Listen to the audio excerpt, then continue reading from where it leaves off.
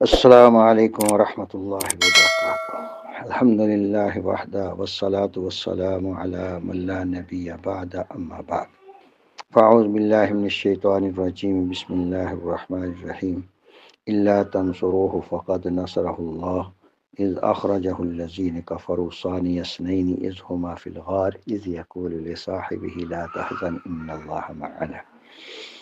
درود شریف۔ اللهم صل على محمد وعلى آل محمد كما صليت على إبراهيم وعلى آل إبراهيم إنك حميد مجيد۔ اللهم بارك على محمد وعلى آل محمد كما باركت على إبراهيم وعلى آل إبراهيم إنك حميد مجيد۔ يا رب صل وسلم دائما أبدا على حبيبك خير الخلق كلهم، هو الحبيب الذي ترجى شفاعته لکل حول من الاحوال مقتحم۔ اللہ جل جلالہ بہت ہی عظیم اور بڑی ذات ہے۔ اللہ کریم جل جلالہ نے اس کائنات کے اندر نبی کریم صلی اللہ علیہ وسلم کی صحبت کے اعتبار سے سب سے زیادہ صدیق اکبر رضی اللہ عنہ کو عطا فرمائی، اور انہوں نے رسول پاک صلی اللہ علیہ وسلم کے وصال مبارک کے بعد چند کام ایسے کیے جیسے کہ میں نے پچھلے جمعوں میں عرض کیا۔ پہلا کام منصب نبوت کی حفاظت، دوسرا کام جماعت نبوت کی حفاظت، تیسرا کام جو تھا وہ علوم نبوت کی حفاظت تھی۔ علوم نبوت کا سرچشمہ جو ہے وہ قرآن ہے۔ قرآن حکیم مرتب شکل میں موجود تھا، مگر صحیفہ واحدہ یعنی ایک جلد کے اندر نہیں تھا، اور آپ صلی اللہ علیہ وسلم کے زمانہ میں یہ جمع کیوں نہ ہوا، اس کی بہت ساری وجوہات ہیں۔ ایک وجہ یہ کہ جیسے حضرت نبی پاک صلی اللہ علیہ وسلم سے قبل حضرت موسیٰ علیہ السلام پر تورات نازل ہوئی تو وہ یک بارگی نازل ہوئی، اور حضرت عیسیٰ علیہ السلام پر انجیل یک بارگی نازل ہوئی، حضرت داود علیہ السلام پر زبور یک بارگی نازل ہوئی، اور رسول پاک صلی اللہ علیہ وسلم پر قرآن حکیم ایسے یک بارگی نازل نہیں ہوا، بلکہ یہ حسب حوادث نازل ہوتا رہا۔ جیسے جیسے ضرورت پڑتی رہی ویسے ویسے اللہ جل جلالہ قرآن حکیم کو نازل فرماتے رہے۔ ایک وجہ تو یہ تھی کہ وہ مکمل یک بارگی نازل نہیں ہوا۔ دوسرا یہ کہ رسول پاک صلی اللہ علیہ وسلم پر جب قرآنی آیات اترتی تھیں، کچھ تو ہمیشہ ہمیشہ کے لیے اترتی تھیں اور کچھ وقتی طور پر اترتی تھیں اور پھر وہ نسخ ہو جاتی تھیں، جیسے کہ سورہ نور کے اندر موجود ہے کہ الزانیۃ والزانی فاجلدوا کل واحد منہما مئۃ جلدہ، زنا کرنے والا مرد زنا کرنے والی عورت ان کے 100 درے لگاؤ جو غیر شادی شدہ ہوں، اور جو شادی شدہ ہیں ان کے لیے رجم، اور یہ اس کے ساتھ آیات رجم بھی تھیں۔ نبی پاک صلی اللہ علیہ وسلم خود فرماتے ہیں کہ وہ مجھے بھلا دی گئیں، لیکن حدیث پاک میں رجم کا حکم موجود ہے کہ شادی شدہ مرد عورت اگر زنا کریں تو ان کے لیے شادی شدہ کے لیے رجم ہے۔ اور تیسری وجہ اس کی یہ تھی کہ نزول کی ترتیب اور ہے، تلاوت کی ترتیب اور ہے۔ نزول کے اعتبار سے سب سے پہلی آیت سورہ علق کی پہلی 5 آیتیں وہ کہاں ہیں، اور وہ 30ویں پارے میں بھی بالکل آخر میں، اور تلاوت کے اعتبار سے قرآن حکیم کی سب سے پہلی سورہ مبارکہ سورہ فاتحہ ہے، پھر سورہ البقرہ ہے۔ یہ ترتیب اور ہے اور نزول کی ترتیب اور ہے۔ چوتھی وجہ یہ تھی کہ رسول پاک صلی اللہ علیہ وسلم کی وفات سے 9 راتیں قبل قرآن حکیم مکمل ہوا، اور اتنی قلیل مدت میں کہ 9 راتوں کے بعد نبی پاک صلی اللہ علیہ وسلم کا انتقال ہو گیا، اتنے تھوڑے عرصے میں قرآن حکیم کو محفوظ کرنا یہ ممکن ہی نہ تھا۔ اس کے اگلی وجہ یہ کہ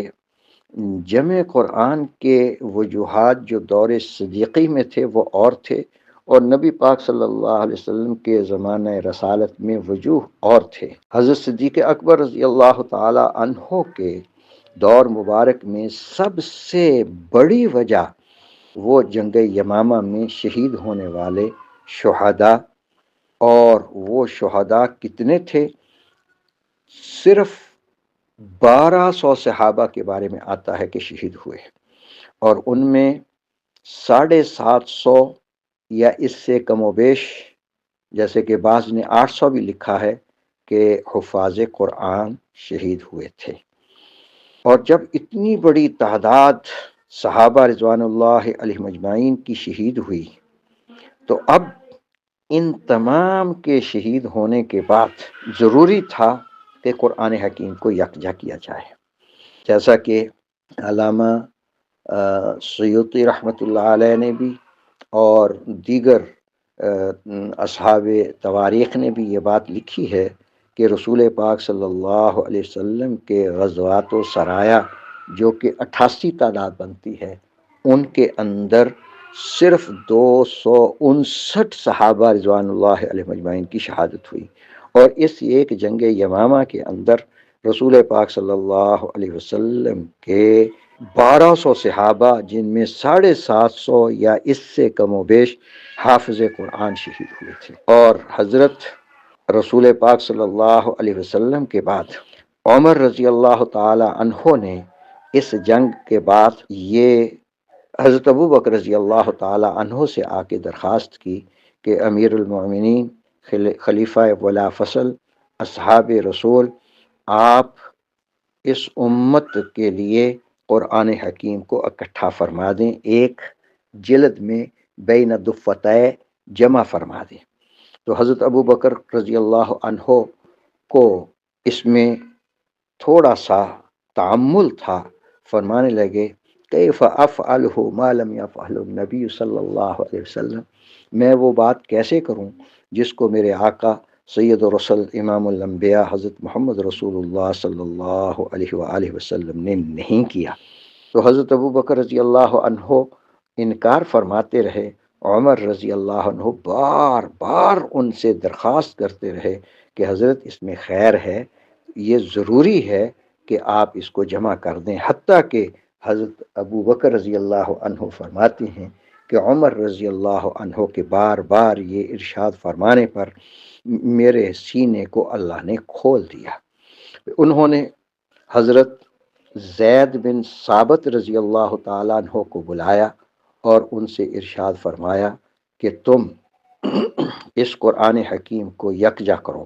تو ان کو بھی ویسے ہی تعمل تھا جیسے ابو بکر رضی اللہ عنہ کو، وہ بھی متردد ہوئے، انہوں نے بھی یہ بات کہی کہ جو نبی پاک صلی اللہ علیہ وسلم کے زمانے میں نہیں ہوا میں اس کو کیسے کر لوں۔ تو حضرت ابو بکر، عمر رضی اللہ عنہما بار بار زید بن ثابت رضی اللہ عنہ سے فرماتے رہے، تو وہ فرماتے ہیں کہ میرے سینے کو بھی اللہ نے سیدنا ابو بکر رضی اللہ عنہ کے سینے کی طرح کھول دیا کہ یہ کام اچھا ہی ہے، اس کو کر ہی لینا چاہیے۔ تو حضرت ابو بکر رضی اللہ عنہ نے زید بن ثابت رضی اللہ عنہ کو پورا قرآن اکٹھا کرنے کے لیے لگایا، اور وہ خود فرماتے ہیں کہ اگر مجھے وہ کسی پہاڑ کو اٹھا کر دوسری جگہ منتقل کرنے کا فرماتے وہ میرے لیے زیادہ سہل تھا، یہ بہت مشکل کام تھا، لیکن اللہ کا نام لے کر میں نے اس کو جمع کرنا شروع کیا۔ یہاں ایک بات، اتنے سارے صحابہ رضوان اللہ علیہ مجمعین میں سیدنا زید بن ثابت رضی اللہ عنہ کا ہی انتخاب کیوں ہوا؟ اس کی کئی وجوہ تھیں۔ سب سے پہلی وجہ یہ کہ وہ خود بہت قوی حافظے والے تھے، ان کا حافظہ بڑا مضبوط تھا۔ دوسری یہ کہ وہ خود ذہین اور زیرک تھے، کوئی بات بھولتے نہیں تھے۔ تیسری وجہ یہ کہ انہیں قراءت سبع پر عبور تھا، ہر قراءت کو وہ جانتے تھے۔ اور اس سے اگلی وجہ یہ کہ انہوں نے رسول پاک صلی اللہ علیہ وسلم کی زندگی میں قرآن حکیم لکھا، یعنی کاتب وحی رہے ہیں۔ اور اس سے اگلی وجہ انہوں نے خود رسول اللہ صلی اللہ علیہ وسلم کو قرآن حکیم سنا دیا تھا، تو اس لیے ان کا انتخاب ہوا، اور وہ فرماتے ہیں کہ میں نے قرآن حکیم کو جمع کرنا شروع کیا، اور میں جمع کرتا رہا حتیٰ کہ ایک آیت مبارکہ جو سب صحابہ پڑھتے ہیں، مجھے بھی یاد ہے، اور اس کے لیے جمع کرنے کے لیے شرط یہ رکھے کہ 2 گواہ موجود ہوں، تو سارا قرآن جمع ہو گیا مگر ایک آیت نہیں مل رہی، اور اس کے لیے میں بھی پریشان، اور صحابہ بھی، میں بھی پڑھتا تھا، صحابہ بھی پڑھتے تھے، سب کو یاد تھا، لیکن 2 کی جو شرط تھی وہ نہیں مل رہی تھی۔ اتنے میں حضرت ابو خزیمہ انصاری رضی اللہ تعالی عنہ جو جہاد پر گئے ہوئے تھے، وہ واپس آئے، انہوں نے آ کے کہا کہ میرے پاس بھی ایک آیت ہے، اور وہ آیت سورہ توبہ کی آخری آیت۔ تو حضرت زید رضی اللہ عنہ نے ابو خزیمہ انصاری رضی اللہ تعالیٰ عنہ سے فرمایا کہ دوسرا گواہ تمہارا؟ انہوں نے کہا میں جانتے نہیں میں کون ہوں؟ انہوں نے کہا جانتا ہوں، بہت اچھی طرح جانتا ہوں، تم انصار میں سے ابو خزیمہ ہو۔ انہوں نے فرمایا کہ بالکل میں ابو خزیمہ وہی ہوں کہ ایک موقع ایسا آیا تھا، جناب رسول اللہ صلی اللہ علیہ وآلہ وسلم نے ایک یہودی کا قرض دینا تھا، تو یہودی جب قرض کا مطالبہ کرنے کے لیے آیا تو آقا صلی اللہ علیہ وسلم نے فرمایا کہ میں نے تمہارا قرض ادا کر دیا ہے۔ تو یہودی کہنے لگا گواہ لاؤ، تو آقا صلی اللہ علیہ وسلم نے ارشاد فرمایا میرے پاس گواہ تو اس وقت کوئی نہیں ہے۔ تو یہودی کہنے لگا پھر میں کیسے مانوں؟ اس کے بعد جب میں پہنچا تو اس یہودی نے دوبارہ میری موجودگی میں یہ بات کہی کہ میرا قرض دو۔ رسول پاک صلی اللہ علیہ وسلم نے پھر ارشاد فرمایا کہ میں نے قرض ادا کر دیا۔ یہودی کہنے لگا گواہ لاؤ۔ آپ صلی اللہ علیہ وسلم نے فرمایا میرے پاس اس وقت گواہ کوئی نہیں تھا۔ تو ابو خزیمہ رضی اللہ عنہ نے ارشاد فرمایا میں گواہی دیتا ہوں رسول اللہ صلی اللہ علیہ وسلم نے قرض ادا کر دیا۔ یہودی تو چلتا بنا۔ آقا صلی اللہ تعالی علیہ وآلہ وسلم جو سراپا رحمت ہی رحمت، ختم الانبیاء علیہ الوف و تحیات و سلام، انہوں نے ابو خزیمہ انصاری رضی اللہ عنہ سے پوچھا کہ تم نے کیسے گواہی دے دی، تم تو تھے نہیں؟ انہوں نے عرض کیا حضرت آپ نے ہمیں فرمایا کہ اللہ ایک ہے، ہم کتنے بتوں کی پوجا کیا کرتے تھے، آپ کے کہنے پر ہم نے اس کی تصدیق کر دی، اور آپ نے اپنے بارے میں فرمایا میں اللہ کا نبی ہوں، ہم نے آپ کی تصدیق کی۔ میرے موجودگی میں آپ نے ارشاد فرمایا کہ میں نے قرض ادا کر دیا، اور میں نے اس پر آپ کے اس قول پر گواہی دی کہ واقعتاً رسول اللہ صلی اللہ علیہ وسلم نے یہ قرض ادا کر دیا ہے۔ تو اس کے بعد رسول اللہ صلی اللہ علیہ وسلم نے ارشاد فرمایا کہ ابو خزیمہ کی گواہی اکیلے کی 2 آدمیوں کے برابر ہوگی۔ اس طرح یہ قرآن حکیم مکمل ہوا، اور ایسا مکمل ہوا کہ علوم نبوت کی حفاظت بھی ہو گئی۔ یہاں ایک بات اور کہنا چاہتا ہوں، وہ بڑا غور سے اور دل پہ ہاتھ رکھ کے سننے کی بات ہے۔ علوم نبوت کے سرچشمہ قرآن حکیم کو جمع کرنے کا مشورہ صدیق اکبر کو سیدنا عمر رضی اللہ عنہ نے دیا، اور اس کے بعد جب عثمانی دور آیا تو سیدنا عثمان غنی رضی اللہ تعالیٰ عنہ کے دور مبارک میں لوگوں میں قراءات قرآن میں اختلاف ہونا شروع ہوا۔ تو جب قرآن حکیم کے اندر اختلاف شروع ہوا تو آذربائیجان آرمینیا سے حذیفہ ابن یمان رضی اللہ عنہ تشریف لائے۔ انہوں نے آ کے عرض کیا حضرت سیدنا عثمان غنی رضی اللہ تعالی عنہ سے کہ عثمان، اس امت کو قرآن حکیم کے اندر اختلاف واقع ہونے سے پہلے سنبھال لو۔ انہوں نے کہا کیا مطلب؟ انہوں نے کہا کہ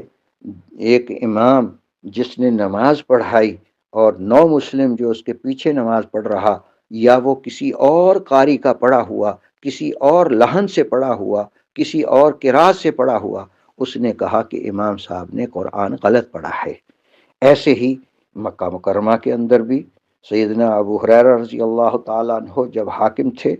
انہوں نے نماز پڑھائی، ایک 9 مسلم وہ کہنے لگا کہ ابو ہریرہ رضی اللہ تعالیٰ عنہ نے قرآن غلط پڑھا، حالانکہ ابو ہریرہ تو وہ ہیں جنہوں نے اپنی زندگی کے آخری 3، بعض کہتے ہیں 4 سال ایسے تھے کہ 24 گھنٹے رسول اللہ صلی اللہ علیہ وسلم کی چوکھٹ پر پڑے رہتے تھے، کسی لمحہ جدا نہیں ہوتے تھے، اور ان کے بارے میں یہ کہا جا رہا ہے کہ قرآن حکیم وہ غلط پڑھ رہے ہیں، یعنی ابو ہریرہ رضی اللہ عنہ۔ تو جب یہ سیدنا عثمان غنی رضی اللہ تعالیٰ عنہ کے سامنے بات آئی تو عثمان غنی رضی اللہ تعالیٰ عنہ نے حضرت زید بن ثابت رضی اللہ تعالیٰ عنہ کو بلا کے ارشاد فرمایا کہ اب اس قرآن حکیم کو ایک قراءت پر اکٹھا کر دو، کیونکہ وہ نسخہ جو صدیق اکبر رضی اللہ عنہ کے دور میں 7 قراءت پر جمع ہوا تھا، وہ صدیق اکبر رضی اللہ عنہ کی زندگی میں ان کے پاس رہا، ان کے بعد پھر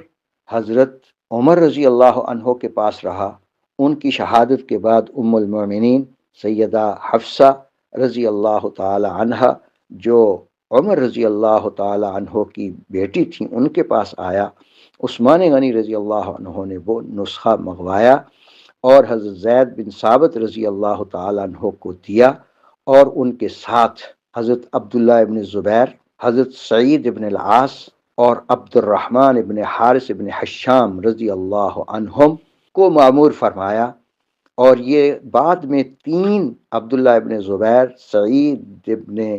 عاص، عبد الرحمن ابن حارث ابن حشام، یہ تینوں مہاجر ہیں، اور زید بن ثابت رضی اللہ عنہ انصاری ہیں، اور ان سے فرمایا کہ جب تمہیں کسی قراءت پر اختلاف نظر آئے تو یہ مہاجر جو ہیں یہ قریش کی قراءت کو جانتے ہیں، تو ان کی قراءت کا اعتبار کر کے اس کے مطابق لکھنا ہے۔ یہ جو اس وقت ہمارے سامنے قرآن حکیم کے نسخے پورے عالم میں پھیلے ہوئے ہیں، یہ قراءت عثمانی، جس کو بعد میں قراءت حفص بھی کہا جاتا ہے، یہ کارنامہ ہے سیدنا عثمان غنی رضی اللہ تعالیٰ عنہ کا۔ جو کہنا چاہتا ہوں وہ یہ کہ دفتین کے اندر محفوظ بھی حضرت صدیق اکبر کے دور میں ہوا، اور ایک قراءت پر حضرت عثمان رضی اللہ عنہ کے دور میں ہوا، اور یہ دونوں کام حضرت علی کی خلافت میں نہیں ہوئے۔ جب حضرت علی رضی اللہ تعالی عنہ کی خلافت آئی تو انہوں نے قرآن حکیم کو مانا کہ ابو بکر رضی اللہ عنہ نے جو کیا بالکل صحیح، عمر نے جو رائے دی وہ بالکل صحیح، اور عثمان غنی رضی اللہ عنہ نے جو قرآن حکیم کو ایک قراءت پر اکٹھا فرمایا وہ صحیح، یعنی حضرت علی رضی اللہ عنہ خلفائے ثلاثہ کی خلافت کو برحق مانتے تھے، اس لیے انہوں نے قرآن حکیم کے اندر کسی زیر زبر کے اندر بھی، کوئی قراءت کے اندر بھی تفاوت نہیں فرمایا، بلکہ منعن اس کو قبول فرما کر امت کو بتلا دیا کہ علی بھی خلفائے ثلاثہ کی خلافت کو برحق مانتا ہے۔ یہ 3 منصب تھے جو رسول اللہ صلی اللہ علیہ وسلم کی وفات کے بعد سیدنا ابو بکر رضی اللہ عنہ نے منعن قبول فرمائے، جس میں اول نمبر پر منصب نبوت کی حفاظت، دوسرے نمبر پر جماعت نبوت کی حفاظت، تیسرے نمبر پر علوم نبوت کی حفاظت، چوتھے نمبر پر نظام نبوت کی حفاظت، یعنی ریاستی نظام کی حفاظت، اس لیے کہ باغیوں کا قلاقمہ کرنا اور مانین زکوٰۃ کو ختم کرنا، لشکر اسامہ کو روانہ کرنا، یہ ایسے کام تھے جو حضرت ابو بکر رضی اللہ عنہ نے اپنے حین حیات اپنی زندگی مبارکہ میں فرمائے ہیں، اور یہ بڑے کام تھے، کیونکہ 8 ہجری میں جب مکۃ المکرمہ فتح ہوا، مسلمان قبائل کے قبائل مسلمان ہوئے، اور اس کے بعد بحرین کے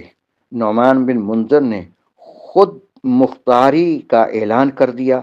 ابن ابی لقیط نے آزاد ریاست کا اعلان کر دیا، یمن اور نجد کے دیہاتی علاقوں کے رہنے والوں نے زکوٰۃ دینے کا انکار کر دیا، اور سرمایہ دار جو تھے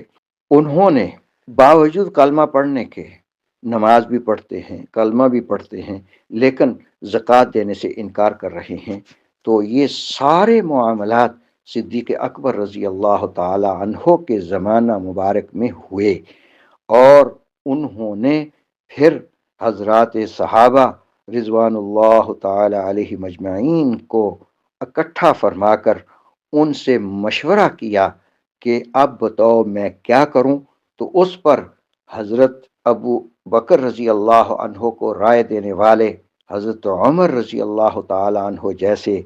جری اور بہادر، وہ بھی فرما رہے ہیں کہ ذرا نرمی کی جائے، اور حضرت علی رضی اللہ تعالیٰ عنہ جیسے جنگجو وہ بھی یہی رائے رکھتے، اور صحابہ بھی۔ تو حضرت ابو بکر رضی اللہ تعالیٰ عنہ نے پھر وہ تاریخ جملے ارشاد فرمائے جو کہ ابھی میں عرض کرتا ہوں، لیکن اس سے پہلے ایک بات کہنا چاہتا ہوں، اور وہ یہ کہ جو یہ آتا ہے کتابوں میں بھی لکھا ہوا ہے کہ بہت سارے مسلمان مرتد ہوئے، تو اس میں نے پچھلے جمعے بھی ایک بات کہی تھی کہ کوئی صحابی اللہ کے نبی کا کبھی مرتد نہیں ہوا۔ جس نے ایک دفعہ کلمہ پڑھا پھر صحابی بن کر اس نے کبھی ارتداد کی راہ اختیار نہیں کی۔ ہاں، جس نے اوپر سے پڑھا وہ پھر، کیونکہ یہ اللہ کا انتخاب تھا۔ پھر مرتد کون ہوئے تھے؟ ہوتا یوں تھا کہ حضرات صحابہ، کسی قبیلے کا سردار رسول پاک صلی اللہ علیہ وسلم کی خدمت میں آیا اور اس نے آ کے اسلام قبول کیا، پکا صحابی بنا۔ انہوں نے جا کے اپنے قبیلے کو دعوت دی، تو چونکہ ایک جملہ مشہور ہے، الناس علی دین ملوکہم، سارے لوگ اپنے بادشاہ کے دین پر ہوا کرتے ہیں، ساروں نے قبول کر کے اسلام قبول کر لیا۔ تو وہ مسلمان تو ہو گئے، لیکن رسول پاک صلی اللہ علیہ وسلم کے صحابی نہیں بنے، کیونکہ انہوں نے رسول پاک صلی اللہ علیہ وسلم کو اپنی زندگی میں ایمان کی حالت میں ایک لمحہ کے لیے دیکھا ہی نہیں، اس لیے وہ صحابی نہیں بنے، اور وہ پھر نکل گئے، صحابہ نہیں تھے، اور انہوں نے ارتداد کی راہ اختیار کی، انہوں نے زکوٰۃ دینے سے انکار کیا، انہوں نے ہی سارے یہ کام کیے کہ خود مختاریاں بھی کیں اور ریاست بھی خود مختار، اور سارے کام۔ اس پر پھر جب ابو بکر رضی اللہ عنہ نے صحابہ رضوان اللہ مجمعین کو نظام نبوت کی حفاظت کے لیے بلایا ہے، تو مشورے کے لیے، تو اس میں جب سب صحابہ کی رائے یہ ہوئی کہ ابھی نرمی کی جائے، تو حضرت ابو بکر رضی اللہ عنہ کھڑے ہوئے اور انہوں نے حضرت عمر رضی اللہ تعالیٰ عنہ کو مخاطب کر کے ارشاد فرمایا، جبار فی الجاہلیہ و خوار فی الاسلام، جاہلیت میں تو بڑا بہادر بڑا پھرتا تھا، اسلام میں آ کے کب سے بزدل ہو گیا۔ اور ساتھ یہ فرمایا، تمت الوحی انقطعت الوحی و تمت دین اینقص الدین و انا حی، وہی منقطع ہو گئی، دین مکمل ہو گیا، کیا دین میں اگر نقص ہو ابو بکر زندہ رہے؟ یہ نہیں ہو سکتا۔ تو جب یہ حضرت ابو بکر رضی اللہ عنہ نے ارشاد فرمایا تو سارے صحابہ سمجھ گئے کہ یہ تو ابو بکر حق پہ ہیں۔ پھر انہوں نے لشکر اسامہ کو بھیجا اور فرمایا یہ وہ لشکر ہے جس کو رسول اللہ صلی اللہ علیہ وسلم تیار فرما کے گئے ہیں، ابو بکر اس کو روک نہیں سکتا۔ 40 دن نہیں گزرے تھے کہ اللہ جل جلالہ نے اس لشکر کو فاتحانہ واپس غنائم کے ساتھ مدینہ منورہ پہنچایا۔ پھر انہی لشکروں کے حضرت ابو بکر رضی اللہ عنہ نے مختلف حصے 10 یا 11 جتنے بھی حصے کر کے مختلف صحابہ کو ان پر امیر بنا کر مختلف چاروں اطراف مدینہ میں بھیجا، اور جب وہ چلے گئے تو واپس آئے ہیں تو پھر میدان یمامہ کے اندر فاتحانہ پھر واپس آئے ہیں۔ اس طرح حضرت ابو بکر رضی اللہ عنہ نے نہ صرف یہ کہ نظام نبوت کی حفاظت کی، انہوں نے رسول پاک صلی اللہ علیہ وسلم کے علوم نبوت کی حفاظت میں، جہاں سرچشمہ علوم نبوت کا قرآن ہے اس کی حفاظت کی ہے، اس کے ساتھ ہی انہوں نے حضرت رسول پاک صلی اللہ علیہ وسلم کی احادیث کی بھی حفاظت فرمائی ہے کہ الجہاد ماضٍ الی یوم القیامہ، جہاد قیامت تک چلے گا۔ یہ بھی ابو بکر رضی اللہ عنہ کے پیش نظر تھا، اور اس کی بھی حفاظت، اگر اس وقت وہ تھوڑا سا لچک دکھاتے اور اس میں سستی دکھاتے تو قرآن حکیم کے جیسے جمع کیا ایسے ہی لچک سے جہاد کے اندر بھی دراڑیں پڑتی اور وہ قیامت تک نہ چلتا، اور الحمدللہ اب قیامت تک چل رہا ہے۔ تو حضرت صدیق اکبر رضی اللہ عنہ کا یہ صحابہ سے مشورے کے بعد فیصلہ دو ٹوک کرنا، یہ بہت بڑا صدیق اکبر رضی اللہ تعالی عنہ کا کارنامہ ہے۔ اللہ جل جلالہ سے دعا ہے کہ حق جل جلالہ ہمیں صدیق اکبر کے نقش پا پہ چلنے کی توفیق نصیب فرمائے۔